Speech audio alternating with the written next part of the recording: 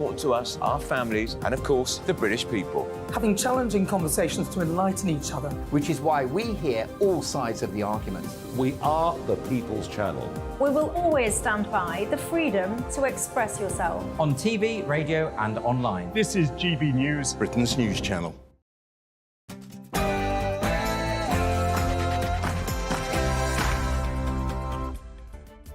Hello, good evening. It's me, Jacob Rees-Mogg, on State of the Nation tonight. In his press conference, the Prime Minister made clear his determination to push through the Rwanda plan. He criticised the scheme's opponents in the House of Lords and will, if necessary, make Parliament sit through the night. Enough is enough. No more prevarication, no more delay. There is no doubt that the Prime Minister is serious about making the Rwanda plan succeed, but what obstacles could he still face? Could the relentless ping-pong between the Commons and the Lords culminate in a constitutional crisis? As United States Speaker of the House, Mike Johnson, finally emerges victorious after Congress's lower house approves a colossal $95 billion aid package for Ukraine and others, following months of opposition from Republican isolationists. United States Speaker, after a police officer prevented a man from crossing a road near a pro-Palestinian march on the grounds he's openly Jewish, and a prison governor apologised to a double rapist for being allegedly transphobic, has the British public lost confidence in our forces of law and order? And ahead of St George's Day, a new poll has found a staggering 1 in 8 socialist voters think the flag of England's patron saint is racist and divisive and would take issue with it being displayed in public. Can Keir Starmer really live up to his promise of Labour being the true party of patriotism, while so many of his own backers disapprove of our own country? State of the Nation starts now.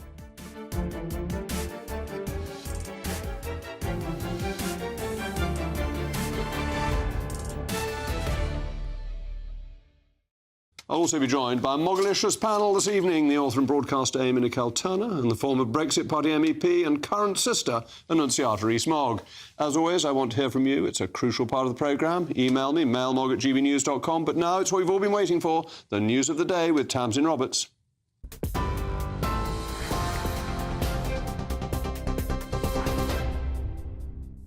Jacob, thanks very much and good evening from the GB Newsroom. Well, as we've just been hearing, the House of Commons has sent the Rwanda bill back to the Lords after voting to reject its most recent amendments. Well, if you're watching on television, this is the scene live inside the House of Lords. Peers have begun debating in what could be a night of political ping-pong back and forth between the two houses. It comes after the Prime Minister declared earlier that enough is enough and said MPs and peers will sit through the night to get the bill passed, no matter how late it goes. Downing Street says flights taking some asylum seekers to Rwanda will get off the ground in 10 to 12 weeks. However, airlines are now being warned they could be held responsible for violations of international human rights if they help fly asylum seekers to Rwanda. Well, in the US, prosecutors have told a court that Donald Trump's alleged cover-up of a hush money payment to a porn star did break the law. Sparse crowds greeted Trump at the New York courthouse despite his call for peaceful nationwide protest. It's the first ever criminal trial of a former US president and comes amid Trump's election rematch with Joe Biden. Prosecutors argue his $130,000 payment to Stormy Daniels deceived voters during the presidential campaign in 2016. Donald Trump denies any wrongdoing. Judge had no idea what was happening. And this is the same judge that 2 months ago made a ruling that shook the world. It shook the world because everyone knows going to that trial I did nothing wrong. And over here, I did nothing wrong also. This is a Biden witch hunt to keep me off the campaign trail. So far, it's not working because my poll numbers are higher than they've ever been because the public understands that it's a witch hunt. A former parliamentary researcher and another man have been charged with spying for China after an investigation by counter-terrorism police. 29-year-old Christopher Cash and Christopher Berry, who's 32, have been charged under the Official Secrets Act.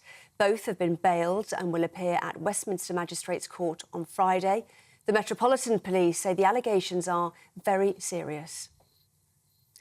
Thames Water is warning bills could skyrocket by more than 40% as it puts forward an investment plan to cover huge funding gaps. The company is struggling to prevent a total collapse of its business amid £15 billion of debt. Community Secretary Michael Gove has previously said customers must not be forced to cover the cost of the company's mismanagement. The first statue of Queen Elizabeth II to be created since her death has been unveiled. Based in Oakham in Rutland, the 7-foot bronze statue is England's first permanent memorial to Her late Majesty. Created by sculptor Howell Prattley, it shows the late Queen alongside her beloved corgis.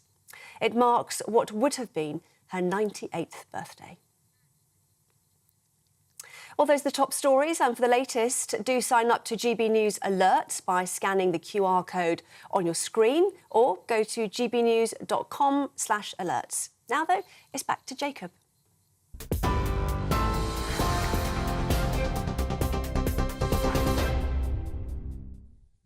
Whiff-waff, ping-pong, table tennis. This is the game being played between the House of Lords and the House of Commons.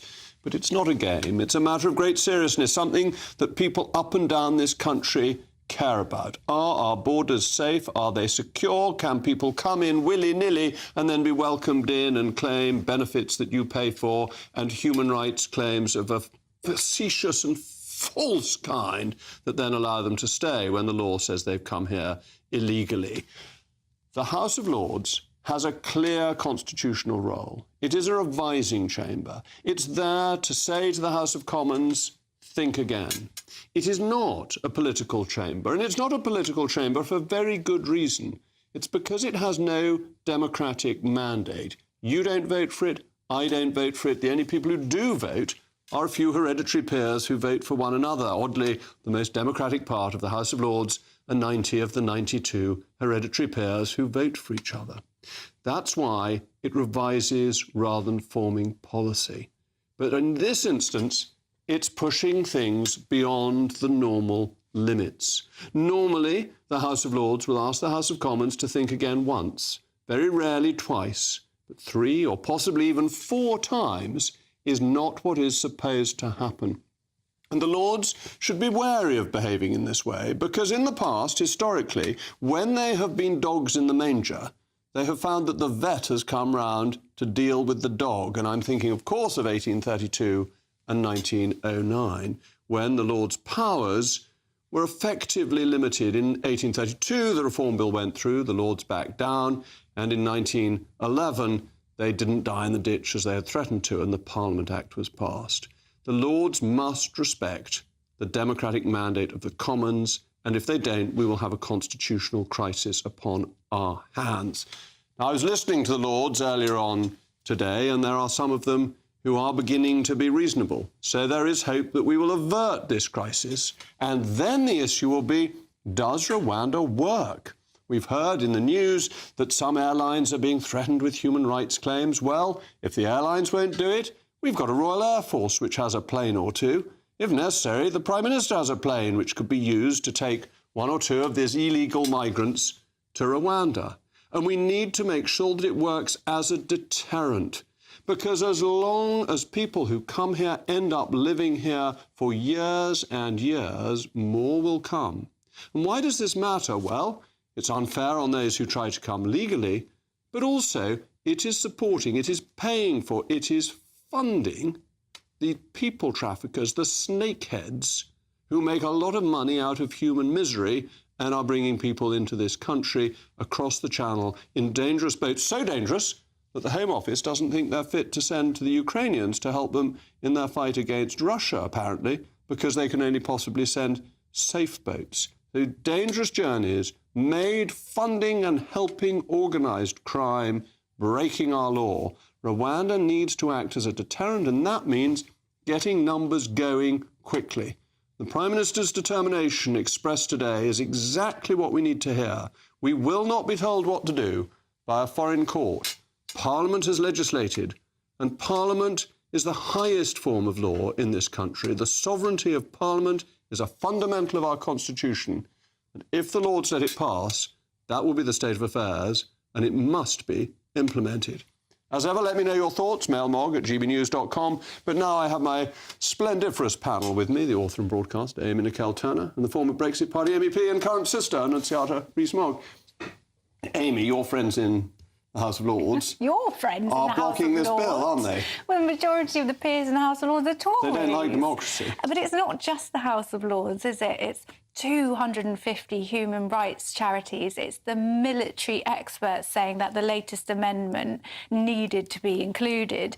It's the Supreme Court saying that this is illegal. It's the UN saying this can't go on. So why are the House of Commons being so defiant? Why are they like spoiled children? What a bunch of hypocrites the UN are, because the UNHCR sends people to Rwanda and then it says we shouldn't. It sent some girls to Rwanda. OK, it sent some girls to Rwanda. What about all the other people? What about LGBT people? What about the fact that this is just 200 and it's a reciprocal scheme? What about the other 99% of people? So you're saying it's all right to send girls to Rwanda, but not boys? That scheme it's pretty sexist was very different, and it didn't include LGBT people.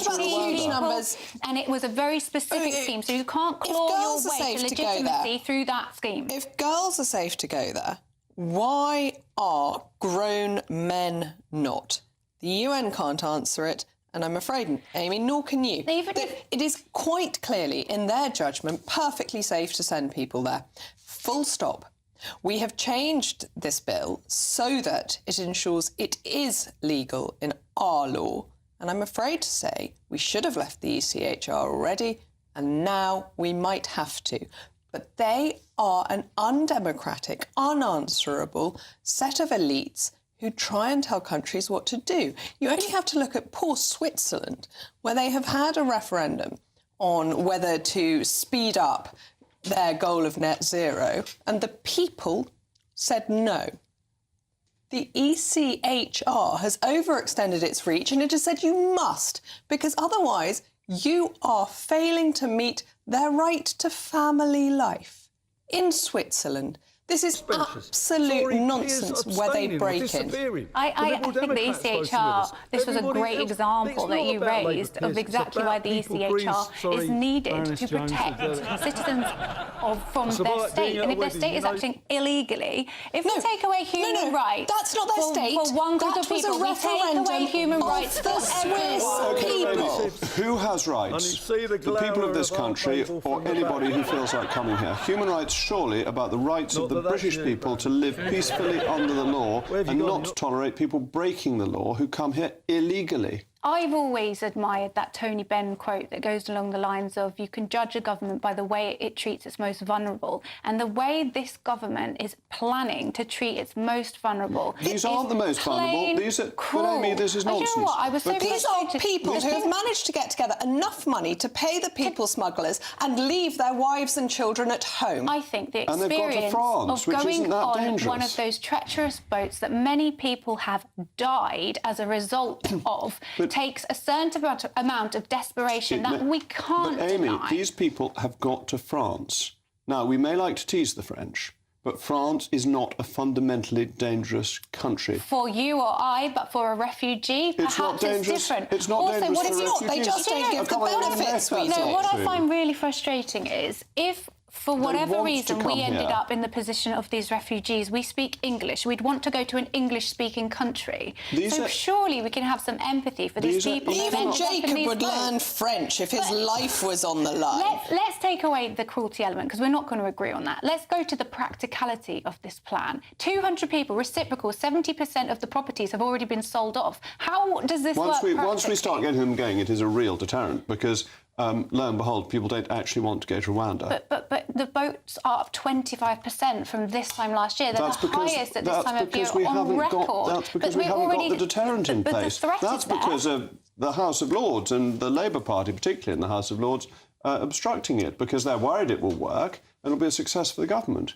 I don't know how you can think that House of Commons chamber knows better than all because they're elected by the British people, whose number one priority is to secure our borders. There are plenty of ways to secure our borders without penalising please do, the most because the Labour Party haven't told us how they do it. People in the world. They have. They've commented on the resettlement schemes that we just don't have anymore. We don't have the they're not the most vulnerable people in the world, because the most vulnerable people in the world are trapped in places like Syria and Afghanistan. They are women and children who can't get out. It's why David Cameron's scheme, to give him credit, was so good when he took 20,000 refugees from the camps around Syria, who are primarily women and children. These are people who actually are able to get together the money, able to make the journey, and very often aren't telling the truth when they get here, that they are pretending to be LGBT so that they get to stay. There isn't any evidence of that. Well, there is. There is not. And there's plenty. They're pretending to be Church of England. When Suella Braverman was pushed on that, she could give examples of 4 people that well, gave that's evidence, to the system. isn't it? That's evidence. But it's by no means the majority. And I'm glad you agreed that the resettlement scheme is what's needed. And David Cameron did well with that. That was a good scheme. At the moment, how many? We offered 400,000 places to Ukrainians and 20,000 to Afghans. What is going on there? We took people from Afghanistan who served the British nation, quite rightly, and that still exists, and that's possible for them to come in. What was voted today? And it's wonderful to see a couple of bishops sitting there in the House of Lords, looking like a couple of magpies in their robes. You can't agree with that amendment about the armed ignore forces. the fact that their church has been allowing people to come in and pretend they're Christian when they're not. But if an Afghan who served with the British military arrives on a small boat as of tomorrow, he will be sent to Rwanda. He shouldn't come on a small boat. He has broken the law before he's entered our country. I mean, for goodness sake. What, straight to prison? If he goes... Stay in Afghanistan. If he is somebody who's worked for the British government, he will be able to come here. The government's made that absolutely clear. There are legal routes for people... Yes, there are. It's finished. The resettlement scheme has finished. The government has made absolutely clear. I was listening to both Andrew Mitchell on the radio this morning and the government minister in the House of Lords have said there is a safe and legal route for people who've worked for us in Afghanistan to come in. The same Andrew Mitchell who said it was immoral and impractical last year, but this year is saying, oh, it's brilliant, send them away. I don't really think he's got much consistency. He knows that there is a route, and that's the key. The amendment on Afghanistan is purely to undermine the whole operation of the bill by making it legally questionable, so that it will get the courts back involved. 5 Supreme Court judges. 5 Supreme Court judges who decided to back the UNHCR, which sends people to Rwanda, rather than the British government. I thought that was a pretty shameful judgment of the Supreme Court. This is a political decision. Small batch of people but we who see actually the judges. agree it's with not this. just a political decision. It's become so stubborn and so incredible cynicism by the House of Lords that they are pretending to be holier than thou. No offence to the bishops, perhaps they potentially are, but they are sitting on their high horses. They're not our bishops, so they're not. Just in order to frustrate the will of the democratically elected House. What on earth would they gain from that? These are your Conservative peers. You've got no, they're not. They're not. The only Conservative peer. It's like trying to legislate the only Conservative peer who as dogs. voted against us in the last round was Lord Hailsham. No, it's not the Conservative peers. It's the Labour Party and some of the crossbenchers, and notably Baroness Hale of Richmond, the supposedly independent judge who's actually always on the side of leftists, never voted in support of the government. A very nice spider brooch, I She may do, but I don't think she's ever voted on the side of the government. She always votes against in support of left-wing causes. I thought... That tells you all you need to know about our judiciary. They said Rishi Sunak's hosting a drinks party for the period in which the ministers wait to go back into the chamber. And I juxtaposed that with the thought of those women, children and men getting onto those dinghies. How many women? How many children? There was a child that died in January, a 7-year-old child. Say how many... I haven't got the figures immediately to hand, but it's over 90% are male. But why would those There are virtually no children, and the ones that there have been supposedly turn out to be in their 30s in some occasions, but very, very few what you and I would call children. You know we have the family reunion scheme, so if a man does make it across and is granted asylum, then his family here, of course you wouldn't put a child and a woman on a dinghy. If he comes in illegally, he shouldn't bring his family here, he should be sent to Rwanda. Thank you very much to my panel. Coming up, as the United States House of Representatives finally passes a divisive $95 billion aid package, including $61 billion for Ukraine. How will this affect Vladimir Putin's warmongering?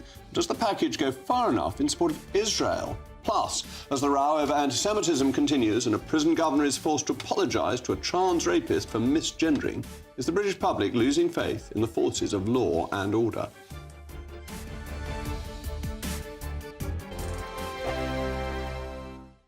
Nana Queer, weekends from 3 p.m. J.K. Rowling has accused politicians of snuggling up to trans campaigners.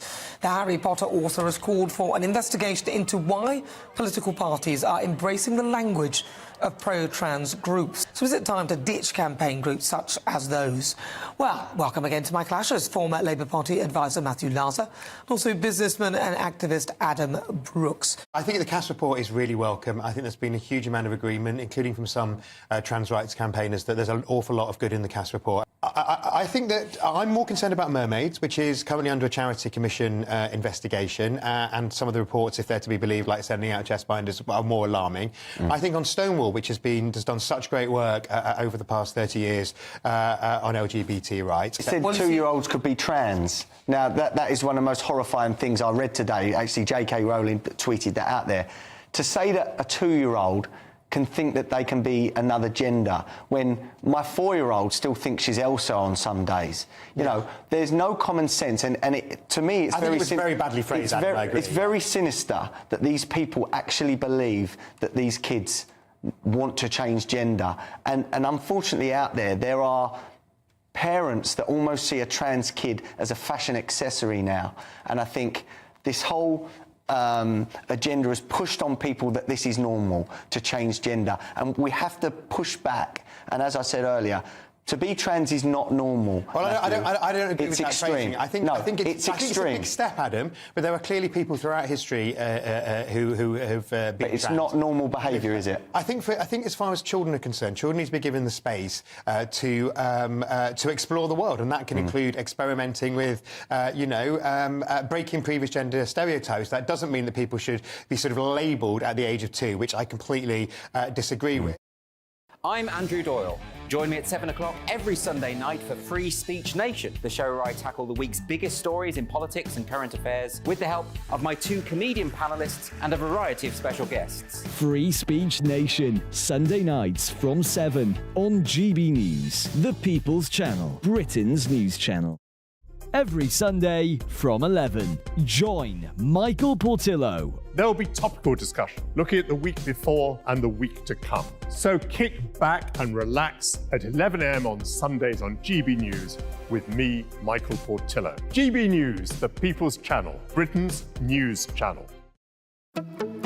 Good afternoon, Britain. Good afternoon, Britain. Weekdays from midday, we bring you the most compelling stories from across the United Kingdom. And why it matters to you. From your doorstep to our inbox. That's right, we want to hear from you. Good afternoon, Britain. Only on GB News, the People's Channel, Britain's news channel.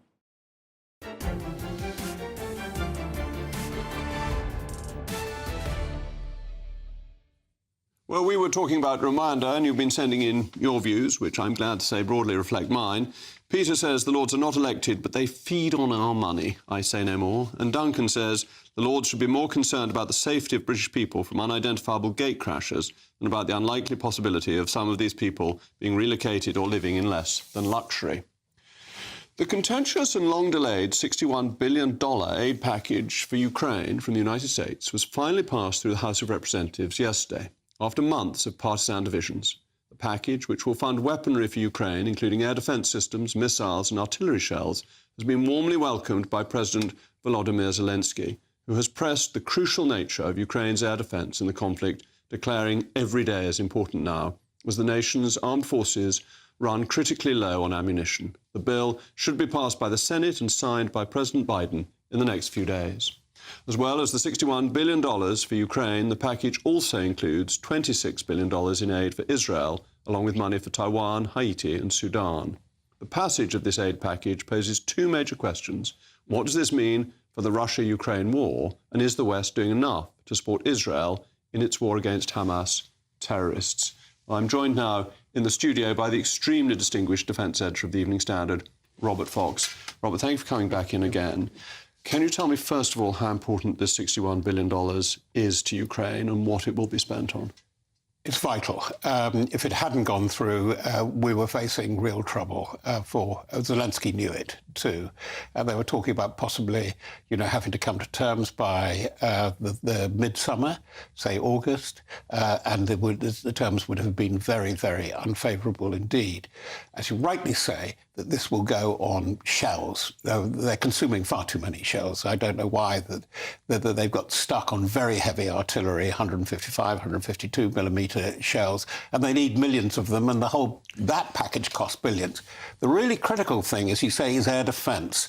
And it's not only the Patriot, which we hear a lot about, which is really rather expensive, but there will be more Patriot batteries going to protect the towns and the infrastructure. That's where the real war, the main point of the war is at the moment. That's where Russia truly is trying to break the Ukrainians by breaking utility supplies, water, sewage, as well as electricity, and they've been making gains there. There is one weapon, I don't want to go too nerdy on you, the ATCMS, ATACMS. That is a depth weapon that the Americans have, and they've withheld till now. That is going to go forward. So you will see space, and they need it now within the next fortnight because Russia is expected to do a major ground offensive. And what does a depth weapon actually do? Well, it fires up to 90 kilometres away. It gets behind the front line. So Russia is firing well into Ukraine at the moment, and this will allow Ukraine to fire back. It allows Ukraine to fire back behind the troops that are doing all the work at the moment are fighting around Avdiivka. They've broken out of Bakhmut, as we know, and they're pushing forward on about 5 or 6 different places. But by the way, I don't think that's where the thing will be decided. If Kharkiv, towards the border, can hold out, I think decision point may well be reached around the Black Sea and Odessa, because if by a combination of American and European efforts, and Britain is very important in this, in the maritime perspective, if they can hold on to Odessa, keep the Black Sea open, then they've got a breathing space. And then the initiative passes from Russia, where it is at the moment, back to Ukraine. Because does Russia want another very, very exhausting 18 months? That's where the game is. And the answer is probably not.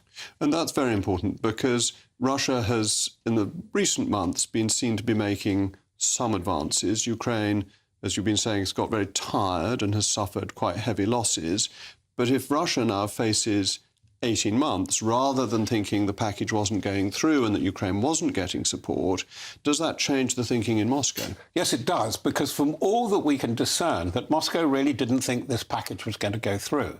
They thought that it would be upheld. They're fascinated by congressional politics, and they thought that that would give them a breathing space to start their own summer offensive. And I was talking to a friend of mine who had been at a conference in Istanbul about the Caucasus, where there were Russian representatives, and she talks to Russian representatives in Moscow and Petersburg really on a daily basis, and was saying, what is noticeable with people from Moscow now is how weary they are, that they hate the war. It's not that they're against Putin and for Zelensky, far from it, but they just hate the war. Somebody was saying, apparently this is another third-hand thing, but his mother had gone out shopping, but all the good shops have gone. They've closed. And it's very interesting to discern, apparently, the difference between the old Enlightenment capital, which is Petersburg, looking out towards the Baltic, where things are still pretty good because they're in touch with Scandinavia. But the mood is very, very different in Moscow. And the other thing that we've got to factor in, think of the concert hall terrorist action. Moscow, Putin is very worried about security on its southern borders and from extremists coming up from the Asiatic steppe. And this type of domestic mood is very important in war, isn't it? That if the home front is undermined, that's when people stop wanting to fight. And there seem to have been very high casualties. Figures are not easy to come by, but a large number of Russians have been killed, obviously a large number of Ukrainians too. And there must be a lot of families in Russia who are bereaved and very upset and don't want this war to continue. Well, it is pretty well confirmed that in about the first 18 months, something just over 50,000 Russians were killed. So therefore, you have to double the number injured. We're getting all killed, missing in action, prisoner of war, getting towards the 250,000. This has an effect. Oh, you look at the colossal numbers involved in the Second World War. This isn't the Second World War, because Russia is more diminished in some ways. It is more alone, and it has a declining population, and it is totally geared now to this war. 40% of the government budget goes to this now. It's beginning to have an effect, and my understanding is that people are getting worried. Last year, of course, we had Prigozhin, and he said, I didn't think this war was very good, and it wasn't a good idea, it was very badly run. He appears to have had more traction than appeared at the time now. There's one other thing I want to ask you about, because some of this money has gone to Israel, and the Israeli head of IDF intelligence, Major General Aaron Haliva, has resigned and taken responsibility for the failures of intelligence around the 7th of October. How important is this? That's very important. It's the first. There will have to be some inquiry, and you see right across the piece in the Israeli press that there will have to be a political reckoning too. That is postponed. The former leader of the opposition, still technically leader of the opposition, but in the war cabinet, Benny Gantz, said maybe we should have elections in September. I doubt that that was happening. Now, I'm not going to waffle on more with you. What is going to happen with this American aid? I think what Biden, and more to the point, what Anthony Blinken is saying, come on, don't go mad, get this wrapped up. And they've done some sort of deal about whether they can winkle the hard command of Yahya Sinwar of some Hamas out of Rafah, and then we want it done. Then we've got to get the aid going. And this does seem to be a quid pro quo.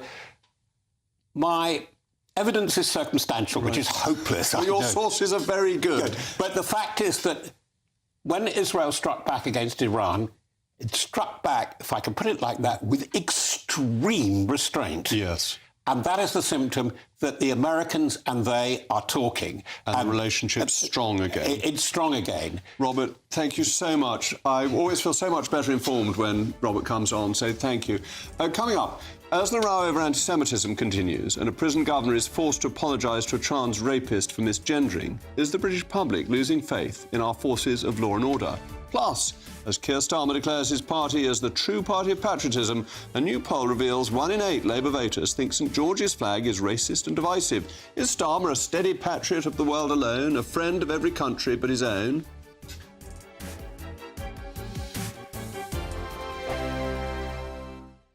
Hello, good evening. Welcome to your latest GB News weather update. Looking ahead to tomorrow, it's going to be a much drier and sunnier day for many of us, but there will be some rain, particularly across the southeast. That's due to this weather front that's still making its way southwards. Much of the rain will tend to fade away throughout this evening, but there'll be a real legacy of cloud left behind. So quite a murky evening for central areas of England, parts of Wales, the south coast as well. We can see some drizzly rain for a time this evening. There's also a risk of some fog developing across parts of northeastern England through tonight. Further north and west, though, it will be much drier and clearer tonight. It's going to be quite a cold start tomorrow, but frost will be fairly limited to just some Scottish glens and perhaps the far southeast of England as well. So a chillier start to the day, but definitely a brighter start to the day for Northern Ireland, much of Scotland, Northern England as well. Across many western areas of Wales and southwest England as well, it should be a fairly dry and bright day. But sunshine will be a little bit more limited across the south coast, where there'll be some drizzly rain on and off through the day across the southeast. But it won't feel too bad in the sunshine if you're sheltered from that northerly wind. It's going to be a cold start on Wednesday, though. There's a greater risk of seeing a frost, generally, though, still in rural areas. We've got more of a northeasterly wind developing on Wednesday. That will bring in a few showers across the east coast, but in the west, it's going to be another fairly dry, bright and warm-feeling day in the sunshine. Looking ahead to the rest of the week, well, still some chilly nights to come, and it looks like it will turn a little bit more unsettled from Friday.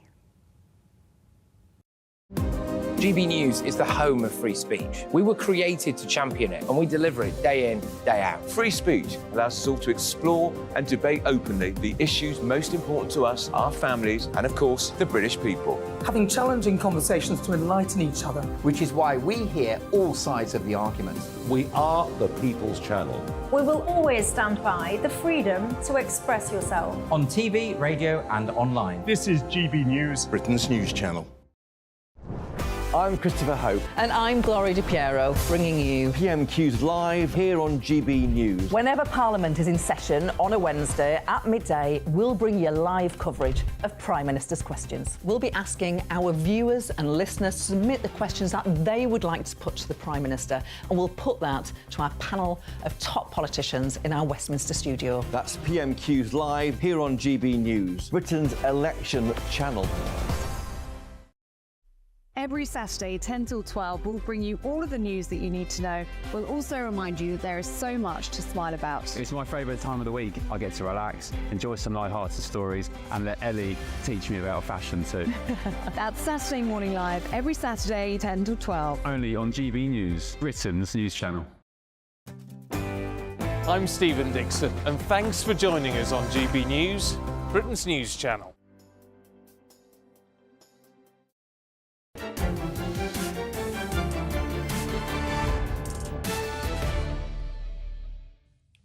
The role of the police is to uphold law and order with all of us being equal under the law. However, recent events have undermined the trust of the people, particularly that of British Jews.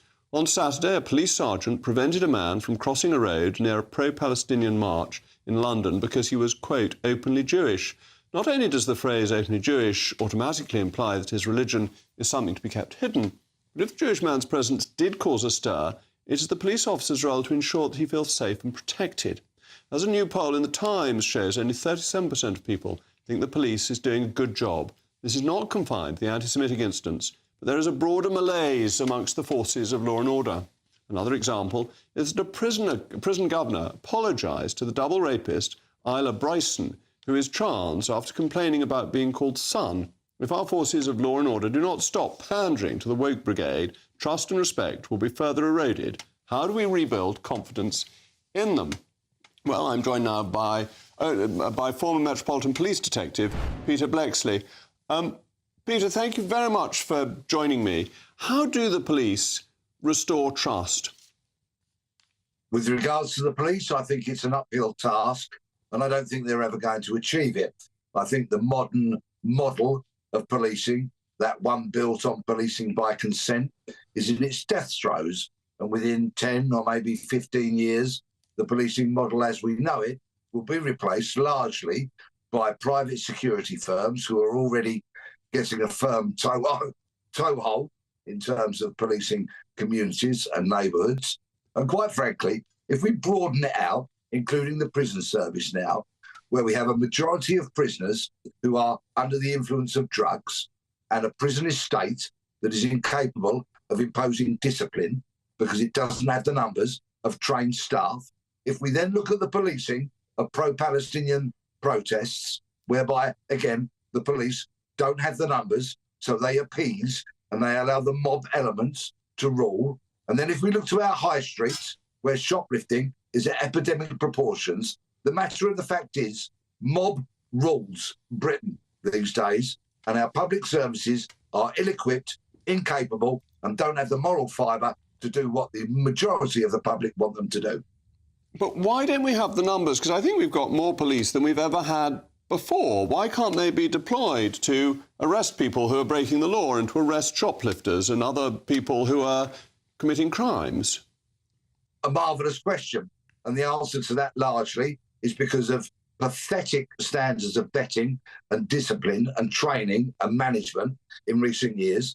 There are hundreds of police officers suspended or on restricted duties who can't have dealings with the public. There are hundreds of police officers on desk jobs because they don't fancy the rough and tumble of frontline policing, and they've been able to grow and fill roles that could otherwise be performed by civilians. And with regards to the prison service, yes, they will complain about a lack of numbers, but if you join the prison service at 18 and are faced with 50 years on the landings in a front-facing role, that's very unappetising for anybody. Well, thank you very much, Peter, as always, for joining us. With me is my panel, and indeed the Queen of Woke, Amy. Is this all? You've never called me that before. Is this all the fault of the Woke Brigade in terms of the trans prisoner? And why did the Metropolitan Police get it so wrong? I don't think Isla Bryson is a trans prisoner. I think he's a man fraudulently posing as a trans prisoner to get special treatment. I said at the time when the story came out that this was a failing of the prison service rather than anything broader, because the idea of self-ID and that trans prisoners can go in the correct prisons is perfectly appropriate and important, because there have been cases where real trans women have been placed in the men's estate and have been attacked, have been raped, have had to be moved after great suffering. And it still remains the case that you're statistically more likely to be attacked by another prisoner or a guard as a female in a prison. I also think most females in prison shouldn't be there at all, and actually it's just more of a criminalising but basically you're saying he's not a woman in this country, which is why we have the numbers. But you're saying he's not a woman, he's a man who is pretending to be a woman to get special treatment. It's Adam Graham, isn't it? So Adam Graham has an ex-wife who has said very clearly that he never, ever lived or was a trans woman.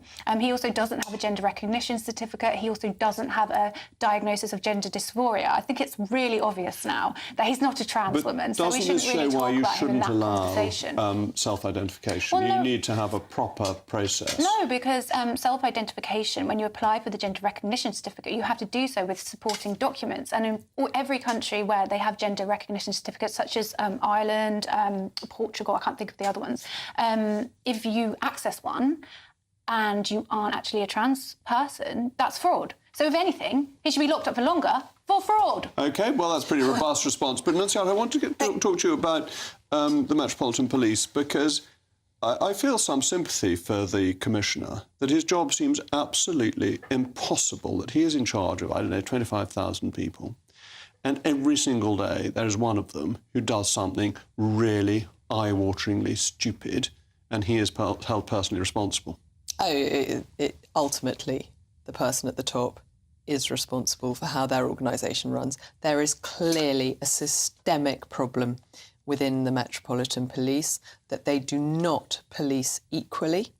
Equality before the law is one of the oldest tenets of our country, and we should absolutely enforce that and insist that it is enforced. That, can you imagine if instead of it being a Jewish man with a kippah on, it was a black female crossing a march of fascists? Of course the police would have protected her, as they should. But the same should apply whoever you are and under all circumstances.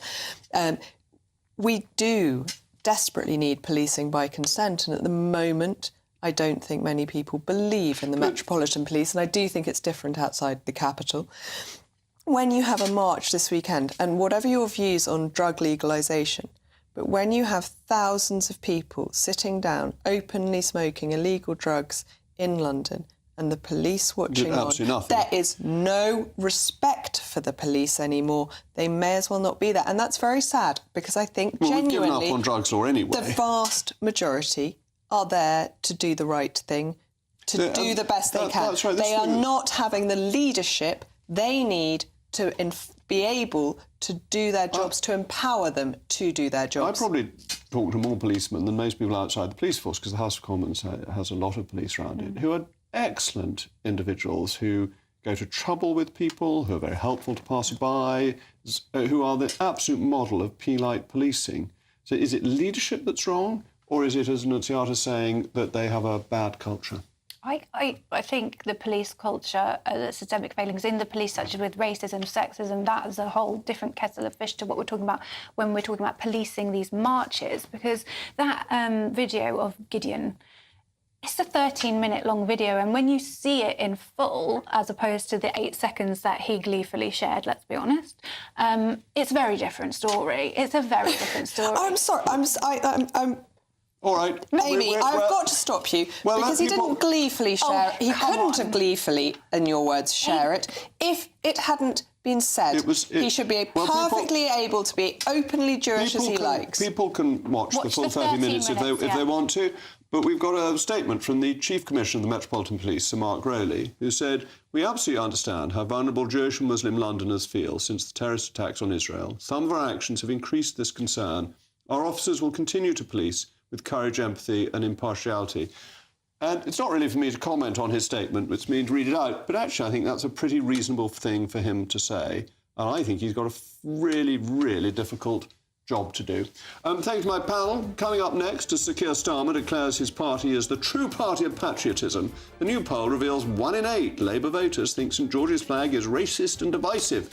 Does this add up? Plus, we'll get into the meaty subject of a university student being threatened with expulsion by university officials after being overheard saying veganism is wrong. The stakes are high on this one. Right.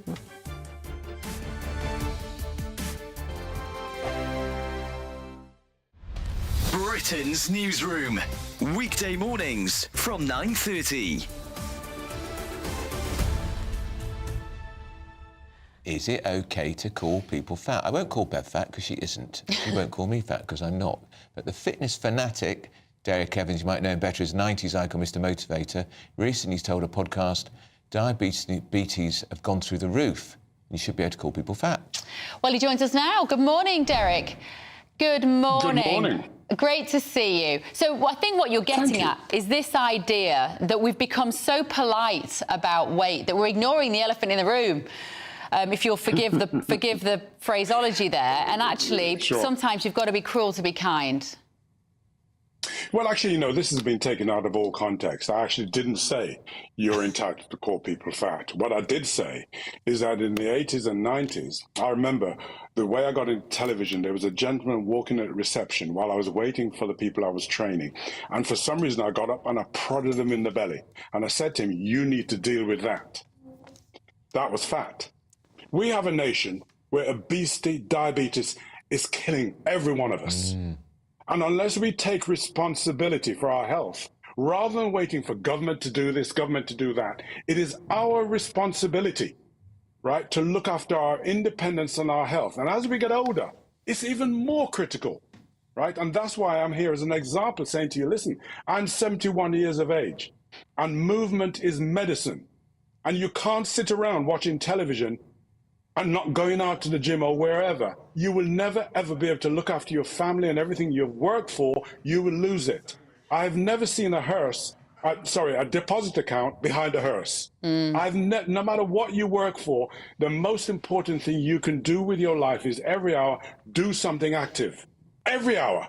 Join me, Camilla Tominey, every Sunday at 9:30 when I'll be interviewing the key players in British politics and taking them to task. This report basically says that he's not fit to stand trial. With an upcoming election looming over Westminster, now is the time for clear, honest answers. I agree. And that's precisely what I'll get. Is he indecisive? Incompetent? That's the Camilla Tominey Show at 9:30 every Sunday on GB News, the People's Channel, Britain's election channel. Join me, Neil Oliver, every Sunday night at 6 p.m. on GB News. And if an hour is not nearly enough for you, go to gbnews.com for special extended episodes online every Friday at 9 p.m, where we can truly get into the nitty-gritty of what's going on. GB News, Britain's news channel. I'm Isabel Webster. Thanks for joining us on GB News, Britain's news channel.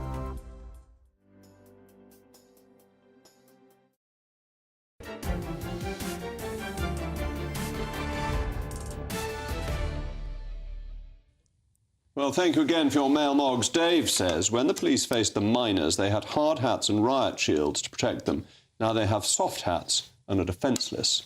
And Sybil, you are my new heroine. She says, I love your company and wish you were my MP. Sadly, I have to accept that Hampshire is very unlikely to tempt you away from the admittedly superior and wonderful Somerset. Sybil, I think that's so kind of you, though you have upset my wonderful producer from Yorkshire, who thinks that Yorkshire is as good as Somerset. But as Alfred did when he read out a mail, Mogg, my number 5 child, certainly not. Ahead of St George's Day, today is St George's Eve. A new poll has shown that 1 in 8 Labour voters believe that the England flag is racist, divisive and shouldn't be flown. However, Sir Keir Starmer has labelled his party as the party of patriotism. But how can the leader of the Labour Party keep everyone united ahead of the election when his own supporters contradict what the party stands for? And if you thought the woke narrative could not get any worse, think again.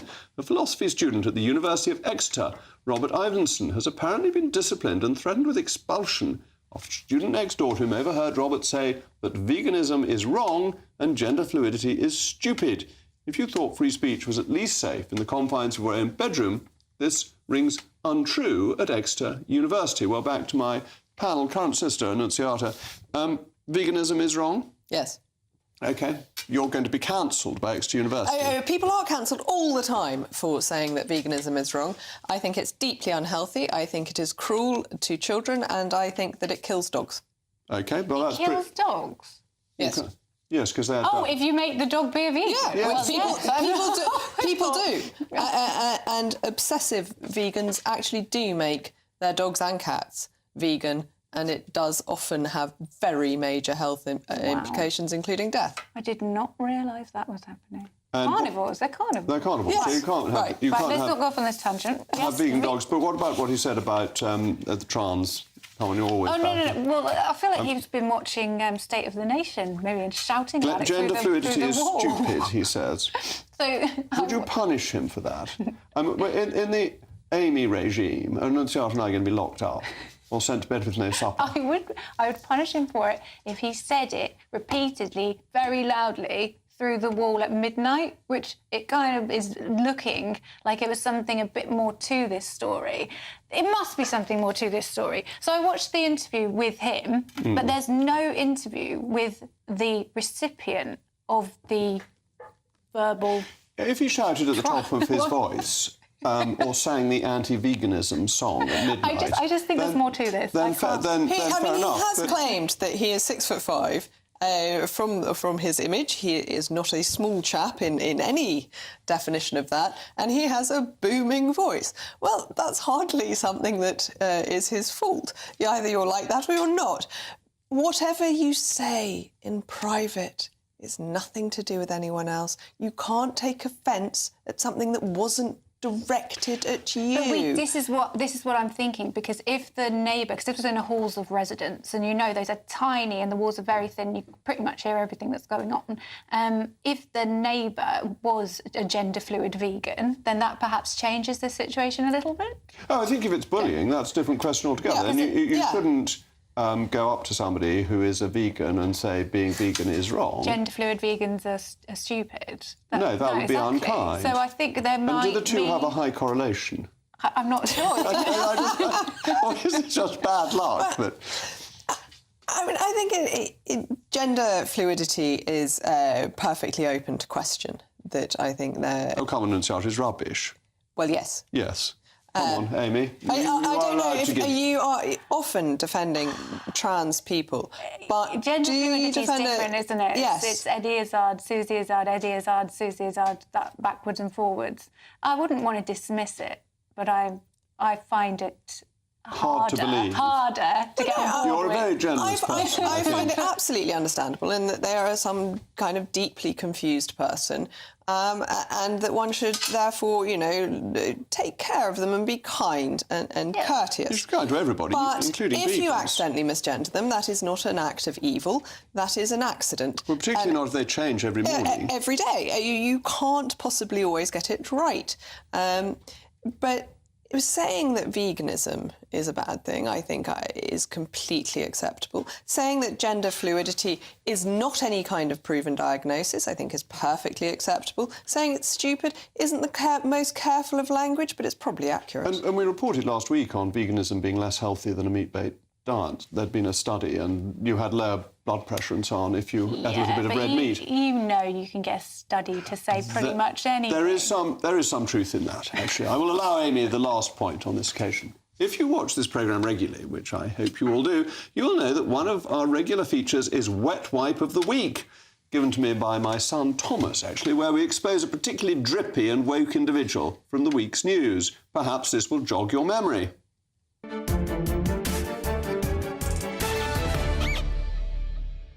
And we included that man MI6 who resigned from the Garrick Club for being a wet wipe. Well, in the state's never-ending war on convenience, His Majesty's government has announced a ban on the sale of wet wipes containing plastic in a bid to protect our waterways and beaches. Fortunately, State of the Nation will not be complying. Wet Wipe of the Week is here to stay. So keep tuning in for more of our wet wipes and send them in to me via Rees-Mogg. You know the email by now because you're extremely well informed. It's Rees-Mogg@gbnews.uk. Anyway, that's all from me. Up next is Ben Leo in for the inimitable Patrick Christys. Ben, what is on your bill of fare this evening? I hope it's not vegan. Jacob, not sure we can crack gender-fluid vegans. I mean, that's a bit... you've set the bar there. But look, we're going to keep an eye on the Rwanda vote. The Lords are expected to vote at 10 p.m. Hugh Edwards from the BBC. Should we have access to the internal investigation that the Beeb has concluded or will pendingly approve? And also, a child rapist has appealed his deportation from the UK back to Africa because it might hurt his feelings. All that and more, including the NSPC whistleblower who says that trans ideology has taken over the charity. Well, that's all very interesting. Thank you for telling me the Lords is voting at 10, because I now know when I may be needed back in the House of Commons to vote to pong it back towards them. They do gas on, their lordships. I could have thought they could have done it much faster than that, but they can't be kept from their opinions. Anyway, I'll be back tomorrow at 8 o'clock. I'm Jacob Rees-Mogg. This has been State of the Nation. And Sybil, I'm glad to tell you that the weather in Somerset, as always, is going to be absolutely beautiful tomorrow. Fine sunshine, cloudless sky, and the final tulips will be visible.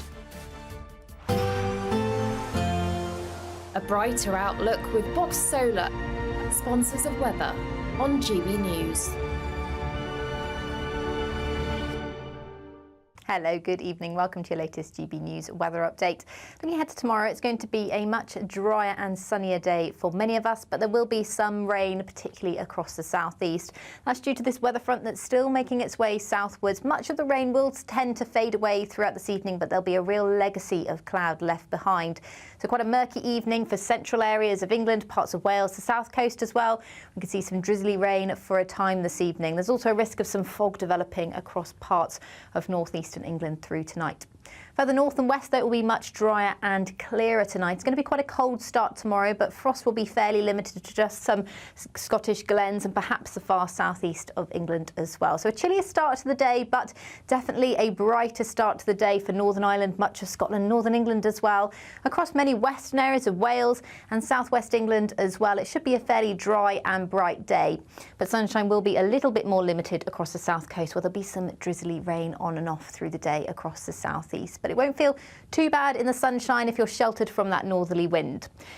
It's going to be a cold start on Wednesday, though. There's a greater risk of seeing a frost, generally, though, still in rural areas. We've got more of a northeasterly wind developing on Wednesday. That will bring in a few showers across the east coast, but in the west, it's going to be another fairly dry, bright and warm-feeling day in the sunshine. Looking ahead to the rest of the week, well, still some chilly nights to come, and it looks like it will turn a little bit more unsettled from Friday. Looks like things are heating up. Boxed boilers, sponsors of weather on GB News. It's the final week to see how you could win our biggest prize yet. There's an incredible £10,000 in tax-free cash to spend however you like. Plus, courtesy of Variety Cruises, a bespoke 7-night small boat cruise for two worth £10,000. With flights, meals, excursions and drinks included, your next holiday could be on us. Choose any one of their 2025 Greek adventures and find your home at sea. We'll also send you packing with these luxury travel gifts. Hurry, as lines close on Friday. For another chance to win a prize worth over £20,000, text prize to 63232. Text costs £2 plus one standard network rate message. Or post your name and number to GB04 PO Box 8690 Derby DE1 9TT. UK only. Entrance must be 18 or over. Lines close at 5 p.m. on Friday. Full terms and privacy notice at gbnews.com/win. Please check the closing time if listening or watching on demand. Good luck. I'm Patrick Christie's. Every weeknight from 9, I bring you 2 hours of unmissable, explosive debate and headline-grabbing interviews. What impact has that had? We got death threats and the bomb threat and so on. Our job is to do what's in the best interest of our country. You made my argument for me. My guest and I tackle the issues that really matter with a sharp take on every story. I'm hearing it up and down the country. That was a beginning, not an end. Patrick Christie's tonight from 9 p.m. only on GB News, Britain's news channel.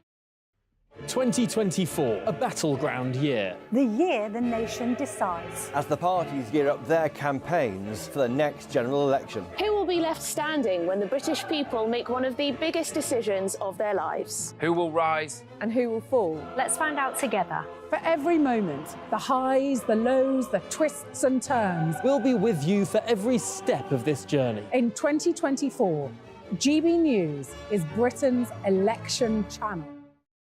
We're GB News, and we come from a proud tradition of British journalism. That's why I'm so excited to be here. It's something so new. The first